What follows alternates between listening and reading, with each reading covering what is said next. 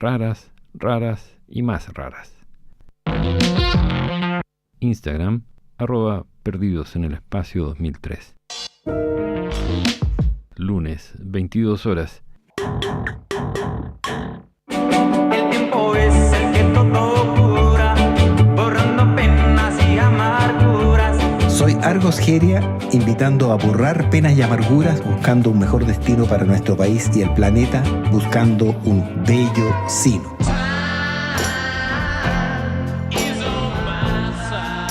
Es una invitación a ser dueños de nuestro futuro, entendiendo el presente con una ayudita de la ciencia, el arte, los lugares y su gente, al ritmo de la música de todo tiempo, lugar y estilo. Y nos dieron las 10 y las 11. Bello Sino, domingo a las 10 de la mañana en Radio Universidad de Chile, la radio que reflexiona como usted. Radio Universidad de Chile indica la hora. Son las 19 horas.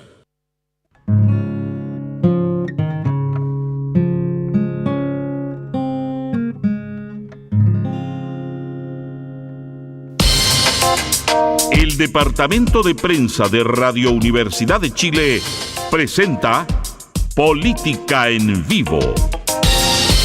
Un análisis de la realidad nacional con panelistas e invitados.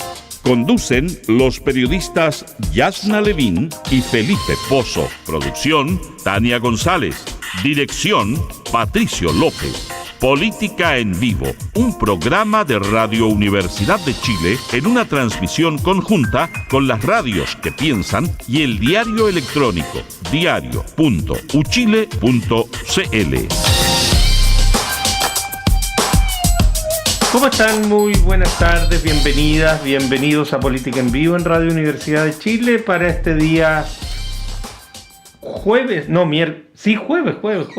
me estaba comiendo un día. Jueves 7 de agosto de este 2025. Tenemos una noticia compleja. En Quilicura hubo un secuestro de un empresario sobre el cual se trataría de un secuestro extorsivo, sobre el cual se está pidiendo un rescate de varios millones de pesos. Se sigue trabajando sobre él. El delegado presidencial de la región metropolitana, Gonzalo Durán, señaló que se está trabajando activamente, que la Fiscalía ECO instruyó este trabajo al OS9, al Laboratorio de Criminalística y al Departamento de Encargo y Búsqueda de Personas y Vehículos de Carabineros. Por lo tanto, se está buscando con la mayor velocidad posible, pero también con la prudencia natural de un tipo de situación como esta. Los secuestros extorsivos, que son uno de los tipos de delitos más complejos que han aparecido en este último tiempo en nuestro país y que se reitera con un poco más de frecuencia que en otras etapas de nuestra vida. Esa es una noticia compleja que está, como se dice, en desarrollo, y ojalá pueda terminar de la mejor manera, particularmente en el resguardo de la integridad de esta persona que ha sido secuestrada durante esta tarde. Oiga, toda una polémica se ha producido a propósito de un foro respecto de minería, en el cual se acudió al programa de gobierno muy breve y muy escueto que tenía Yaret Jara para las primarias de su sector, y en ese programa aparecía como una de las medidas, en realidad en una alusión de una línea nada más, la idea de nacionalizar el cobre y el litio. Esta cuestión le fue enrostrada a Jara en un debate por CAS. Jara dijo que eso no era verdad. En fin, ahora reconoció que sí estaba en el programa aquel y que era un error no recordarlo de acuerdo y en la oportunidad en que se le señaló.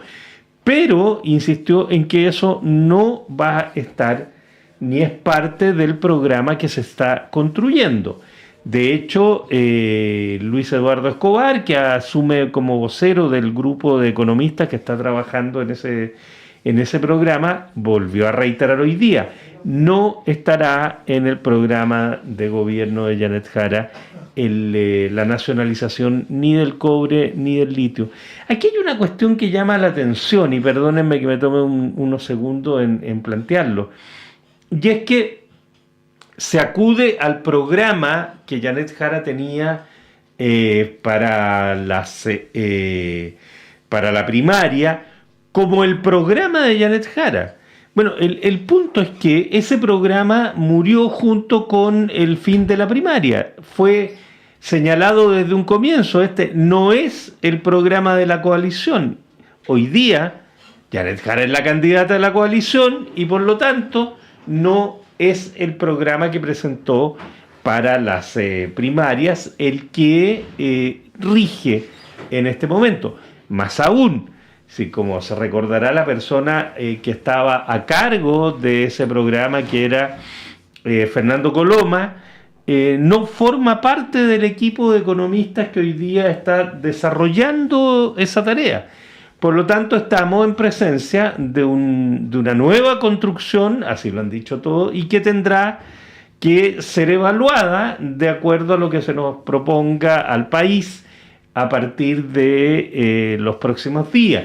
Ese programa aún no está puesto sobre la mesa, están trabajando sobre él, hay un equipo amplio, y tendremos que conocerlo, como tendremos que conocer también los programas de los otros candidatos, que hasta el momento han planteado algunas cuestiones, pero en general, y perdonen la redundancia, generalidades.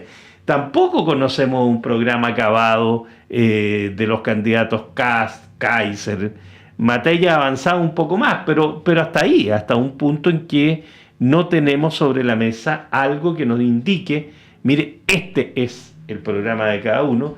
Y bueno, es obvio de este proceso electoral en que estamos inmersos, de que cada cierto rato aparezca, y va a seguir apareciendo ciertamente, el programa de Jara a la elección primaria como algo a contrastar.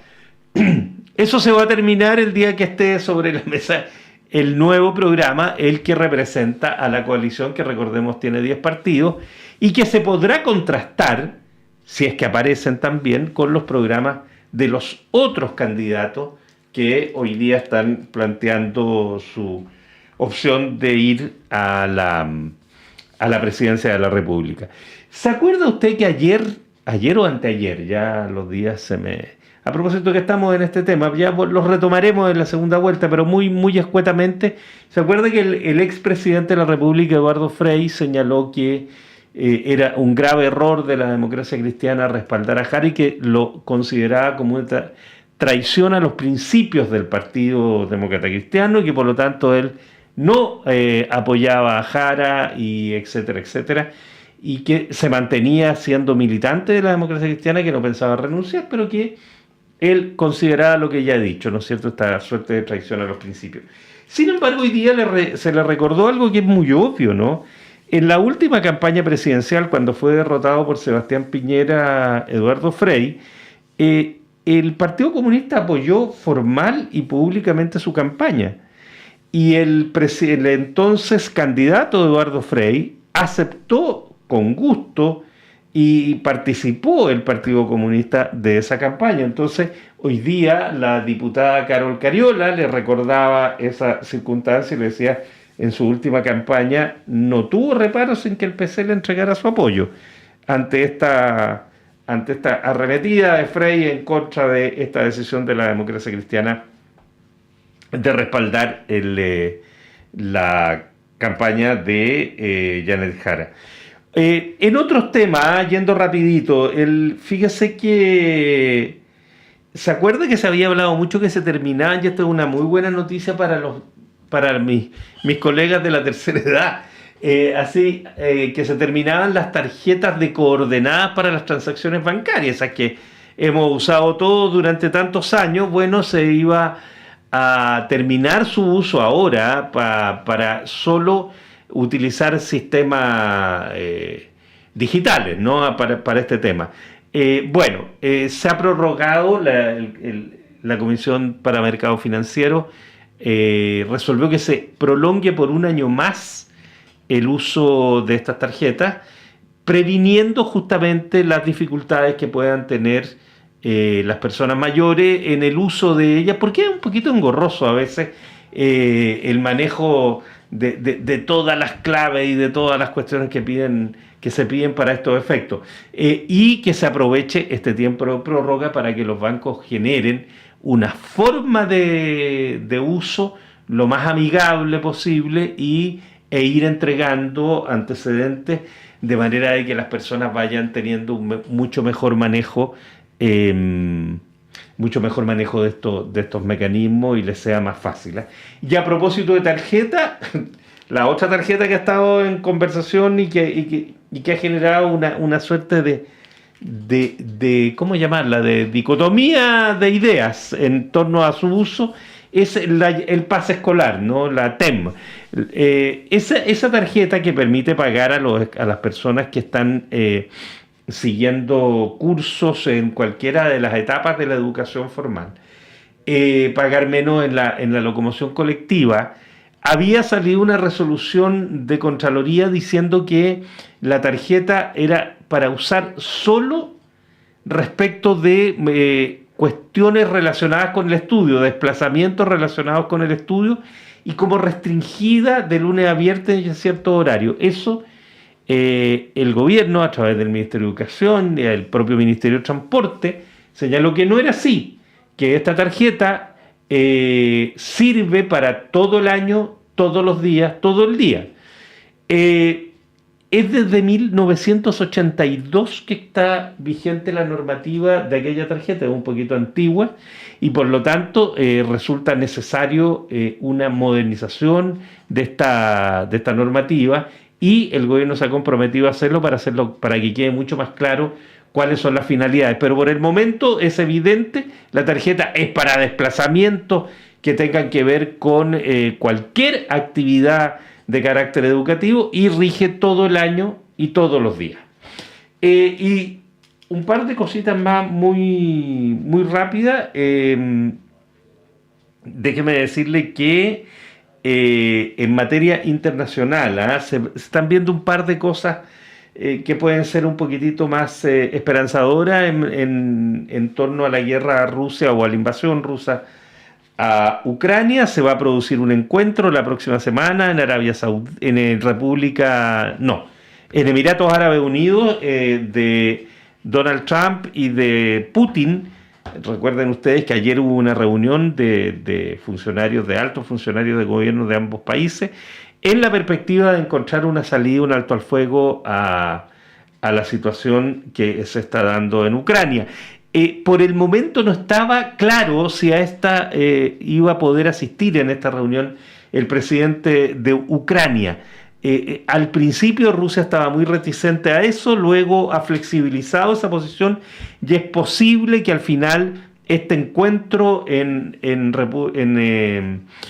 Emiratos Árabes pueda ser tripartito y pueda ser el inicio de una nueva etapa, digamos, en la búsqueda de alguna salida para la construcción de paz en esa zona. Ojalá que así sea, deberíamos saberlo hacia la próxima semana. Donde ha sido compleja la situación y hemos tenido constantes conversaciones respecto de ella es en El Salvador, a propósito de lo que ha conseguido el presidente de El Salvador, Nayib Bukele, que es una decisión en la cual participó el Congreso de su país, que permite reelecciones permanentes e indefinidas para él, porque es el que está en este momento en el poder.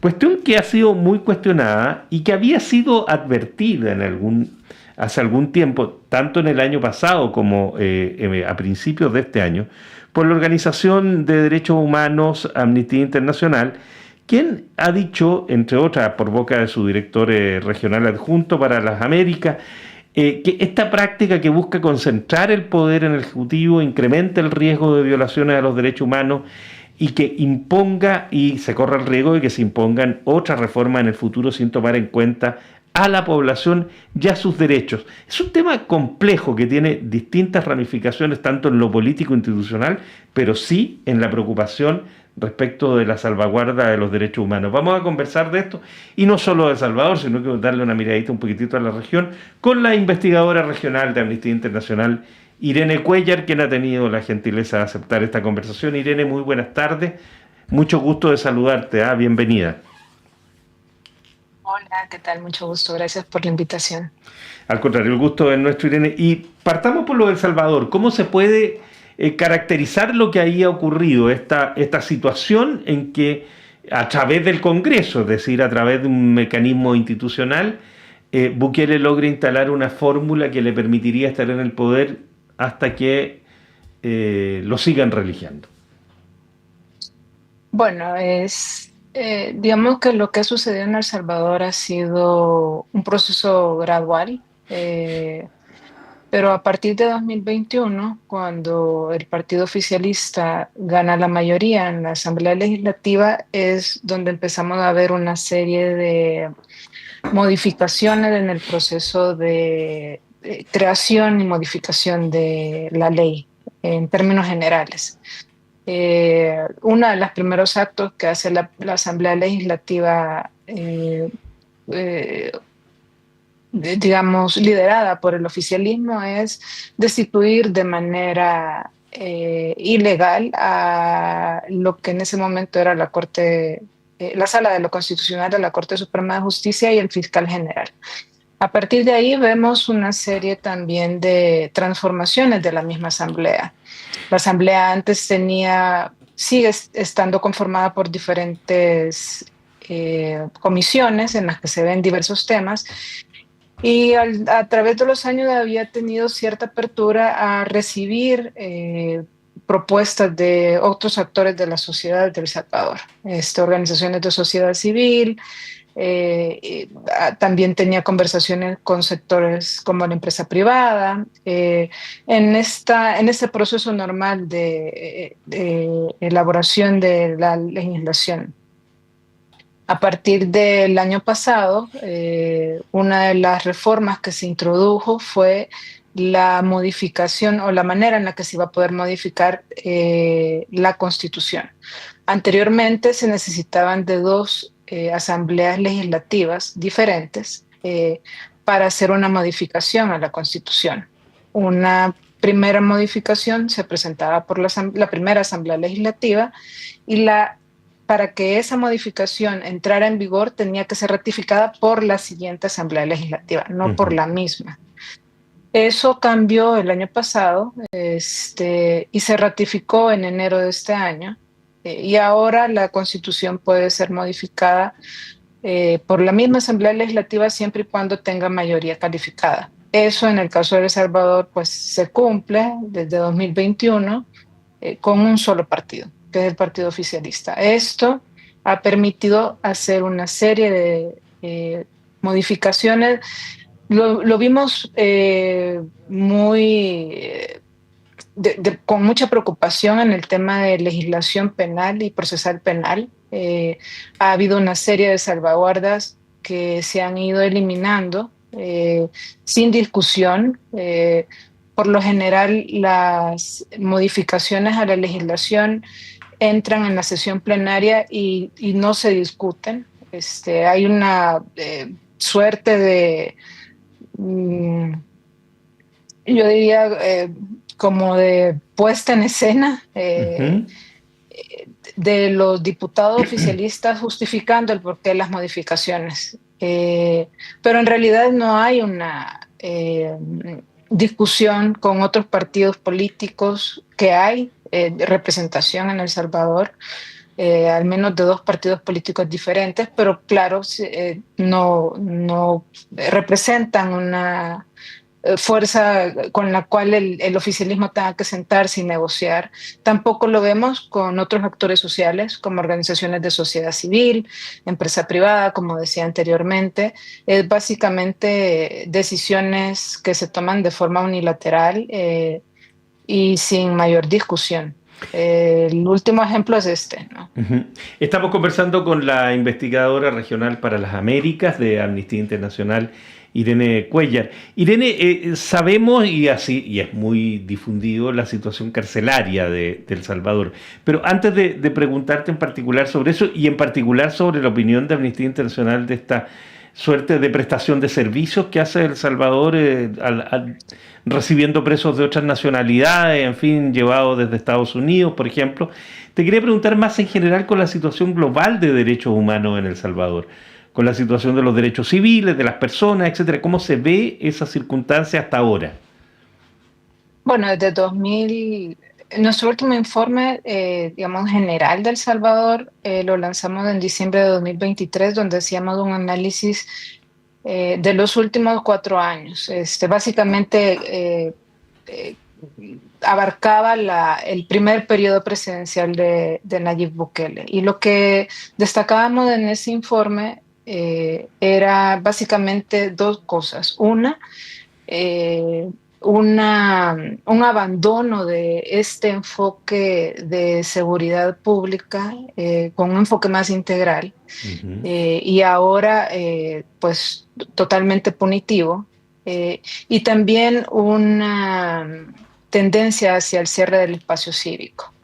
Eso, digamos, que fueron los 2 principales hallazgos de nuestro informe en 2023. A 2025 yo te diría que siguen siendo las mayores preocupaciones. Únicamente pues con la diferencia que se han profundizado esos patrones.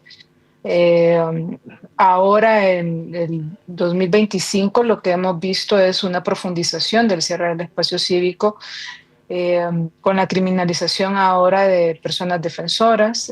Recientemente nosotros este año, hace un par de meses, nombramos prisioneros de conciencia a 3 personas en El Salvador, algo que no ocurría desde hacía al menos 2 décadas. Mira. Y sí, es preocupante. Bueno, también ahora con la aprobación de la ley de agentes extranjeros, pone más presión sobre las organizaciones de sociedad civil, sobre todo aquellas que trabajan en temas de derechos humanos, transparencia, anticorrupción, etcétera. Ya se está recorriendo el camino que no es nuevo tampoco, de cómo los autoritarismos van cerrando todos los espacios de disidencia finalmente y de denuncia.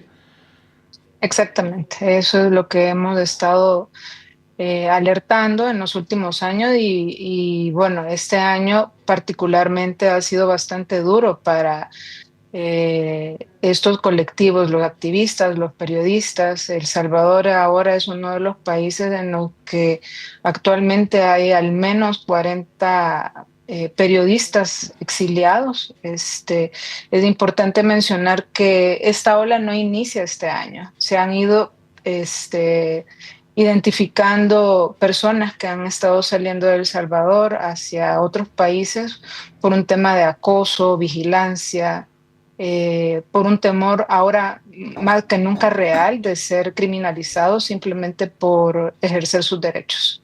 Y la situación carcelaria, Irene, como te decía al comienzo, evidentemente de eso es de lo que más hemos escuchado, de cómo al interior de las cárceles y los modelos. Te lo pregunto con particular preocupación, porque hay candidatos presidenciales en nuestro país que han adherido claramente al modelo Bukele, han ido a verlo y han señalado que quieren traer a nuestro país un modelo carcelario como el de Bukele. Chile tiene problemas carcelarios graves, que de mucho tiempo, digamos, que se tienen que se está buscando algún tipo de resolución. Pero las características del modelo de Bukele, y particularmente esta situación de prestar servicios a extranjeros, de abrir cárceles, es muy extraño. ¿Hay referencias que tú puedas señalar de otras situaciones como esa? Bueno, Para empezar, el tema de las condiciones carcelarias en El Salvador nunca han sido las mejores. Tampoco hay que romantizar el pasado antes de Bukele. Y ya era un sistema carcelario que tenía serios problemas de hacinamiento.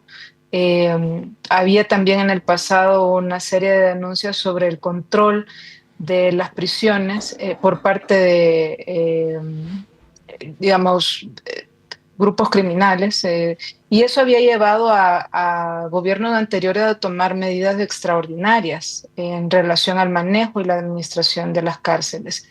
Sin embargo,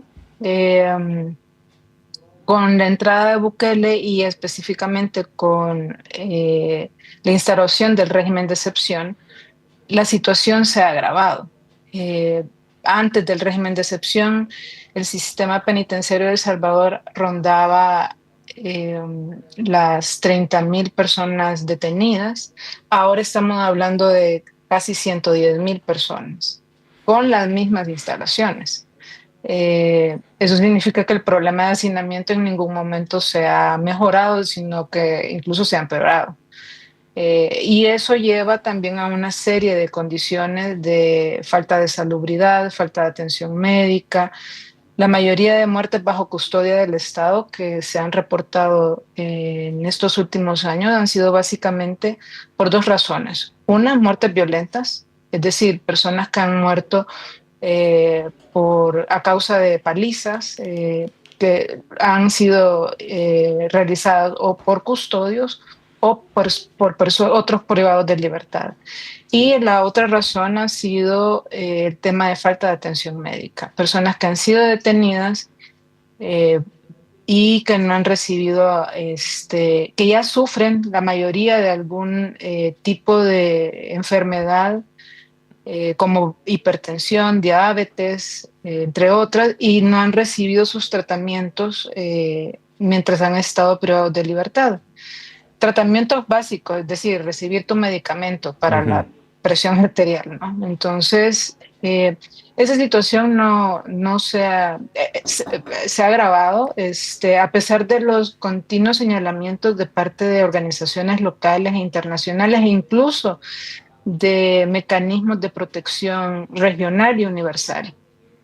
Una de las preguntas que yo siempre me hago cuando estoy viendo la situación de El Salvador es, después de 3 años, ¿por qué el gobierno no ha tomado medidas tan sencillas como, garantizar que haya una clínica por cada centro penitenciario, que las personas estén recibiendo su medicamento y sus controles de salud? ¿Por qué a la fecha no hay un sistema de ubicación de dónde está detenido tu familiar? Hay personas que pasan meses tratando de identificar en cuáles de los 23 centros penitenciarios de El Salvador está detenido su familiar. Entonces, me da la impresión de que el gobierno no tiene ningún interés en tratar de solventar esta situación, y ya llevan más de 3 años, ¿no? Irene, perdona, pero para aprovechar tu expertise y un poquito el tiempo, darle una mirada más a la región en un vuelo rápido, digamos. Hoy día nos preocupaba en particular ver esta situación de El Salvador, pero ¿cómo se ve la región en general?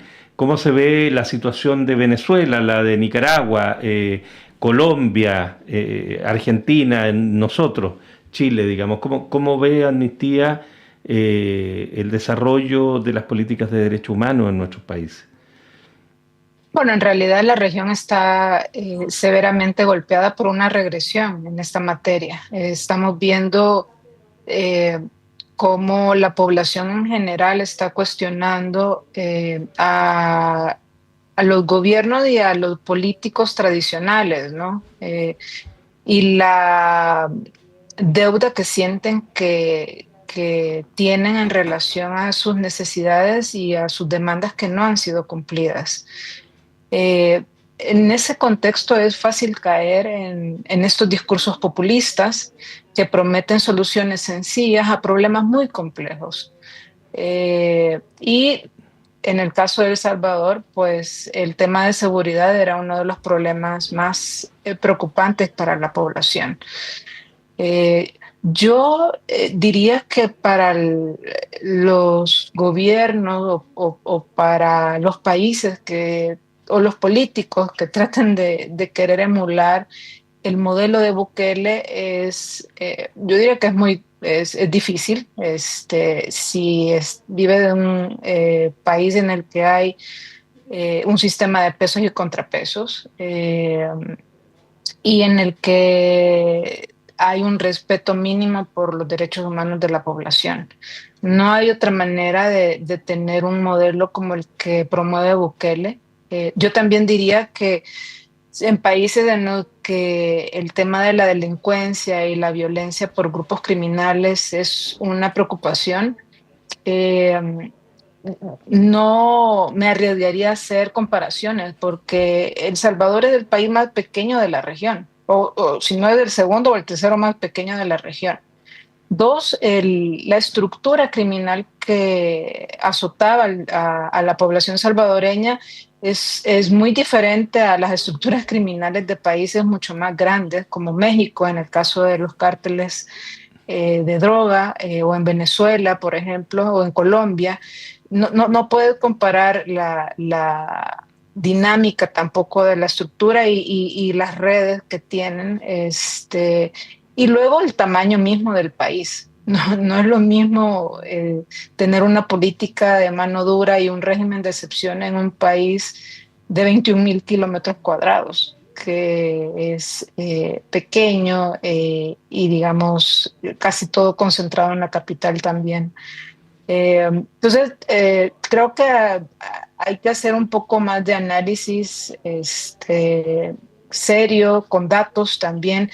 Es importante mencionar que, si bien es cierto, la violencia homicida en El Salvador ha bajado drásticamente, el gobierno también no revela los datos sobre otro tipo de violencia.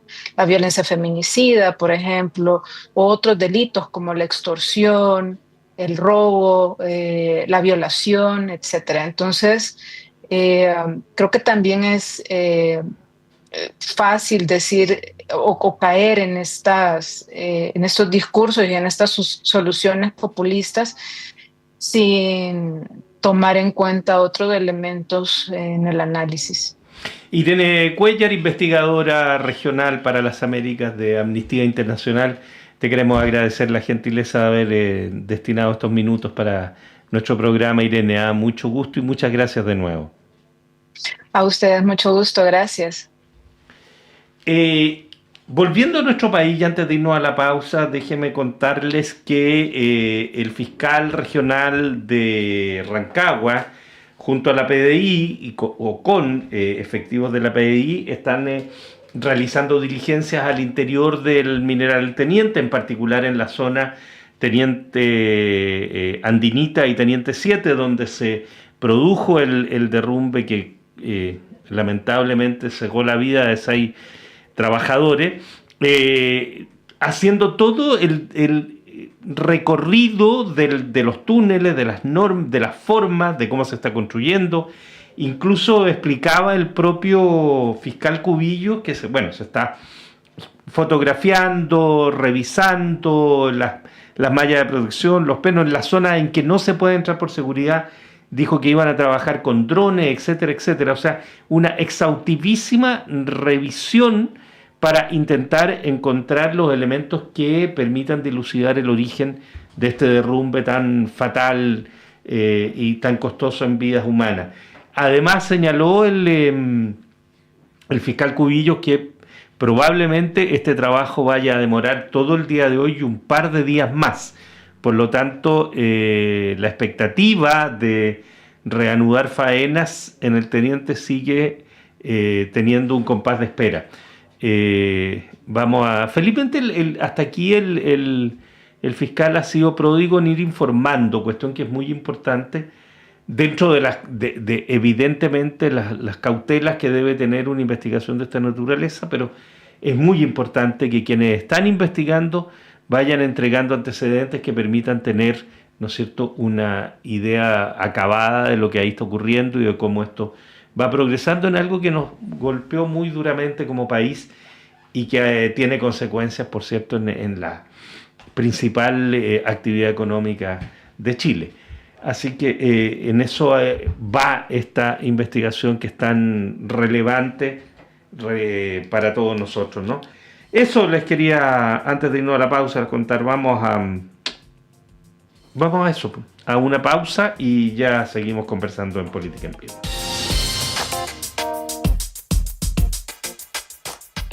La clase de marketing digital de hoy tendrá por tema identidad en Internet. Cómo agregarle valor a tus contenidos en redes sociales. Yes. ¿Sabían ustedes que sus perfiles en redes sociales no son suyos? Ah, ¿no? No, porque la red social solo se los presta y si se van de ella, el contenido se pierde. Ya. Sí. Entonces, la idea es que su perfil siempre lo complementen con una dirección propia en Internet. ¿Y cómo se hace eso, profe? Fácil, solicitando su dirección en .cl. www.nic.cl y luego conectarla a su red social preferida. ¡Buena! Por 9.990 pesos al año, construye tu identidad digital en Internet con .cl. Nick Chile, somos el .cl. Descubre el fascinante mundo del patrimonio cultural chileno en Chile, su tierra y su gente. Cada domingo